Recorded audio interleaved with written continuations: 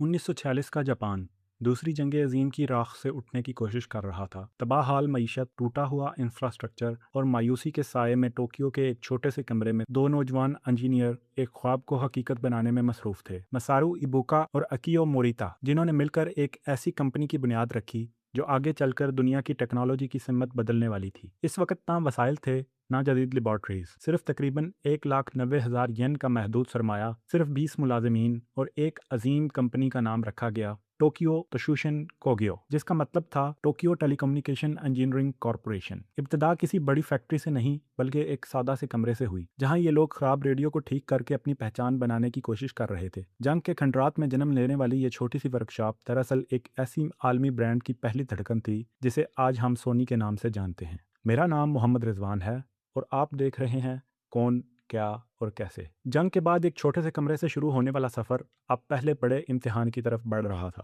1950 میں سونی نے جاپان کا پہلا ٹیپ ریکارڈر تیار کیا، ایک ایسی ایجاد جو اس وقت کے لحاظ سے ٹیکنالوجی کا شاہکار تھی، مگر مسئلہ یہ تھا کہ یہ مشین عام لوگوں کی پہنچ سے کہیں زیادہ مہنگی تھی اور مارکیٹ نے اسے فوری طور پر قبول نہیں کیا۔ خواب ایک بار پھر خطرے میں نظر آنے لگا، لیکن ہمت ہارنے کی بجائے کمپنی نے اپنی حکمت عملی بدلی۔ اس ٹیپ ریکارڈر کو اسکولوں میں متعارف کروایا گیا، جہاں اس کی تعلیمی اہمیت کو فوراً پہچان لیا گیا۔ کلاس رومز میں آواز محفوظ کرنے اور بار بار سننے کی سہولت نے اس پروڈکٹ کو ناگزیر بنا دیا۔ یہی وہ موڑ تھا جہاں سے آرڈرز آنا شروع ہوئے اور ایک جدوجہد کرتی ہوئی کمپنی کو اپنی پہلی حقیقی کامیابی کا سہارا ملا۔ 1955 وہ سال تھا جب سونی نے اپنی تقدیر بدلنے والا قدم اٹھایا۔ ایک ایسا پروڈکٹ متعارف ہوا جس نے نہ صرف کمپنی بلکہ پوری الیکٹرانکس انڈسٹری کی سمت بدل دی۔ Pocket transistor radio. یہ ریڈیو اپنے وقت کی روایتی مشینوں کے برعکس چھوٹا تھا، ہاتھ میں آنے والا، بیٹری پر چلنے والا اور زندگی کے ساتھ سفر کرنے والا۔ یہ پہلا ذاتی میوزک ساتھی بن گیا۔ لوگ اب گھروں تک محدود نہیں رہے تھے، موسیقی سڑکوں، پارکوں اور سفر میں ان کے ساتھ چلنے لگی تھی۔ یہی وہ جدت تھی جس نے امریکی مارکیٹ کو چونکا دیا۔ جاپان کی ایک ابھرتی ہوئی کمپنی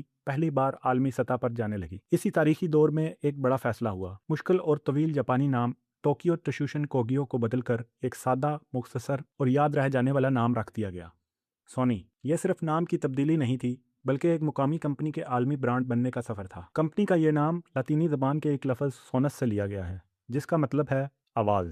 وقت کے ساتھ سونی صرف ایک الیکٹرانکس کمپنی نہیں رہی تھی بلکہ وہ انسانی طرز زندگی بدلنے والی ایجادات کا استعار بنتی جا رہی تھی۔ پھر آیا 1979، وہ سال جب دنیا نے پہلی بار موسیقی کو واقعی ذاتی انداز میں محسوس کیا۔ واک مین کی شکل میں ایک ایسا آلہ سامنے آیا جس نے سننے کے انداز کو ہمیشہ کے لیے بدل دیا۔ اب میوزک کسی کمرے، ریڈیو یا ریکارڈ پلیئر تک محدود نہیں تھا۔ لوگ اپنی جیب میں اپنی پسند کی دھنیں لے کر سڑکوں، بسوں، پارکوں اور سفر میں نکلنے لگے۔ یہ صرف ایک پروڈکٹ نہیں تھی بلکہ ایک نیا کلچر تھا، تنہائی میں موسیقی سننے کا کلچر، اپنی دنیا میں کھو جانے کا کلچر۔ واک مین نے میوزک انڈسٹری میں انقلاب برپا کر دیا۔ آرٹسٹس کے سننے کے طریقے بدل گئے، نوجوانوں کے لائف سٹائل کا حصہ بن گیا، اور سونی کا نام ایک بار پھر جدت، آزادی اور جدید طرز زندگی کی علامت بن کر ابھرا۔ تصویر کو حقیقت کے قریب تر دکھانے کی دوڑ میں جب دنیا کی بڑی کمپنیاں مصروف تھیں، اسی دوران سونی نے ایک ایسی ٹیکنالوجی متعارف کروائی جس نے ٹیلی ویژن دیکھنے کا معیار ہمیشہ کے لیے بدل دیا۔ ٹرنٹرون ٹی وی صرف ایک ٹی وی نہیں تھا بلکہ ویژولز کی ایک نئی تعریف تھا۔ اس کی اسکرین پر رنگ زیادہ شوخ، تصویر زیادہ صاف اور ڈیٹیلز حیرت انگیز تک واضح نظر آتی تھیں، جیسے منظر اسکرین سے باہر نکل کر حقیقت بن گیا ہو۔ یہی وہ جدت تھی جس کی بدولت سونی کے ٹی وی دنیا بھر میں بیسٹ کوالٹی پکچرز کے لقب سے پہچانے جانے لگے۔ گھروں کے ڈرائنگ رومز سے لے کر براڈ کاسٹنگ انڈسٹری تک ٹرنٹرون ایک معیار بن گیا۔ میوزک اور ڈیٹا کو محفوظ کرنے کے لیے دنیا ایک اور بڑی تبدیلی کے دہانے پر کھڑی تھی۔ اس بار بھی قیادت سونی کے ہاتھ میں تھی۔ یورپ کی ٹیکنالوجی کمپنی فلپس کے ساتھ مل کر سونی نے ایک ایسا فارمیٹ تیار کیا جس نے آواز اور سٹوریج کے معیار کو نئی بلندیاں تک پہنچا دیا۔ کمپیکٹ ڈسک یعنی سی ڈی۔ یہ چھوٹی سی چمکتی ہوئی ڈسک صرف ایک نئی ایجاد نہیں تھی بلکہ پورے میوزک انڈسٹری کے لیے ایک انقلاب تھی۔ اب آواز زیادہ صاف، شور سے پاک اور دیر پا ہو گئی تھی۔ سی ڈی نے نہ صرف سننے کے انداز کو بدلا بلکہ فلموں، ڈیٹا سٹوریج اور سافٹ ویئر کی دنیا میں بھی ایک نیا معیار قائم کر دیا تھا۔ یہ وہ لمحہ تھا جب اینالاگ ماضی پیچھے رہ گیا اور ڈیجیٹل مستقبل نے باقاعدہ دروازہ کھول دیا تھا، اور اس تبدیلی کے مرکز میں ایک بار پھر سونی موجود تھی۔ 1994 میں سونی نے ایک اور انقلابی قدم اٹھایا، لیکن اس بار میدان تھا تفریح اور گیمنگ۔ پلے اسٹیشن کے آغاز پر بہت سے ماہرین نے کہا کہ سونی گیمنگ کی دنیا میں کامیاب نہیں ہو پائے گی، یہ صرف ایک تجربہ ہے، ایک غلطی ہو سکتی ہے۔ مگر حقیقت نے سب کو حیران کر دیا۔ پلے اسٹیشن نہ صرف کامیاب ہوا بلکہ تاریخ میں سب سے زیادہ مقبول اور کامیاب کنسولز میں شامل ہو گیا۔ نوجوان گیم ڈیولپرز اور گیمرز نے اس کنسول کو اپنے گھر کا لازمی حصہ بنا لیا۔ اس کی جدید گرافکس، دلچسپ گیمز اور بہترین یوزر انٹرفیس نے گیمنگ کے معیار کو بدل کر رکھ دیا۔ آج پلے اسٹیشن برانڈ کی ویلیو اربوں ڈالرز میں ہے اور یہ ایک عالمی علامت بن چکا ہے۔ وقت کے ساتھ سونی نے اپنی حدود کو الیکٹرانک سے آگے بڑھایا اور تفریح کی دنیا میں قدم رکھا۔ یہ قدم تھا ہالی ووڈ کی جانب۔ کولمبیا پکچرز کی خریداری نے سونی کو نہ صرف فلم پروڈکشن میں شامل کر دیا بلکہ اسے دنیا کی سب سے بڑی اور معتبر فلم پروڈیوسرز کمپنی میں شامل کر دیا۔ اب سونی کا نام صرف گیجٹس یا موسیقی تک محدود نہیں رہا، یہ اب اسکرین پر کہانیاں سنانے، فلمیں بنانے اور عالمی تفریحی صنعت میں اثر ڈالنے والی طاقت بن چکا تھا۔ 2000 سے 2012 تک کا دور سونی کے لیے سب سے مشکل اور چیلنجنگ مرحلہ ثابت ہوا۔ اس عرصے میں کمپنی کو ٹیکنالوجی کی دنیا میں سخت مقابلے کا سامنا کرنا پڑا۔ ایپل نے آئی پاڈ اور بعد میں آئی فون کے ذریعے پوری مارکیٹ کے رجحانات کو بدل دیا، جبکہ سیمسنگ نے موبائل اور ٹی وی مارکیٹ میں سونی کو پیچھے چھوڑ دیا۔ ٹی وی بزنس میں مسلسل نقصان ہوتا رہا۔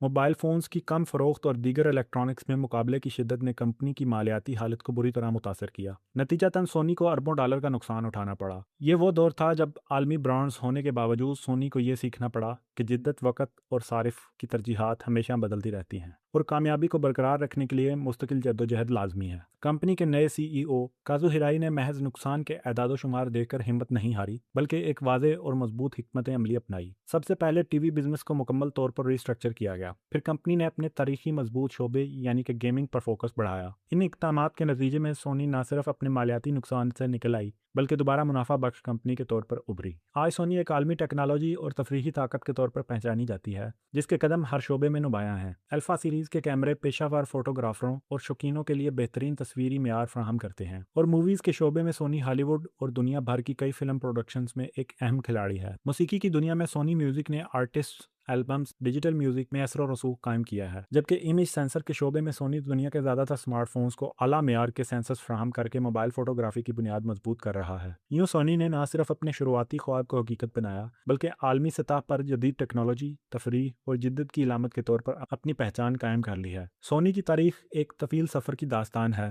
جہاں ہر کامیابی اور ناکامی نے اسے مضبوط بنایا۔ اس کی اصل طاقت کوالٹی کنٹرول، رسک ٹیکنگ اور انوویشن جیسے ستونوں پر قائم ہے۔ انہی چیزوں کی بنیاد پر سونی نے اپنے آپ کو ایک چھوٹے سے کمرے سے عالمی برانڈ تک پہنچایا ہے۔ یہ کہانی ہمیں سکھاتی ہے کہ فیل ہونا اختتام نہیں ہوتا بلکہ کامیابی کی راہ میں ایک ضروری قدم ہے۔ یہی وجہ ہے کہ آج یہ دنیا کے معتبر برانڈز میں شامل ہے۔ امید ہے آپ کو ہماری آج کی یہ ویڈیو معلوماتی لگی ہوگی۔ مزید اس طرح کی معلوماتی ویڈیوز دیکھنے کے لیے ہمارا چینل سبسکرائب کریں۔ شکریہ۔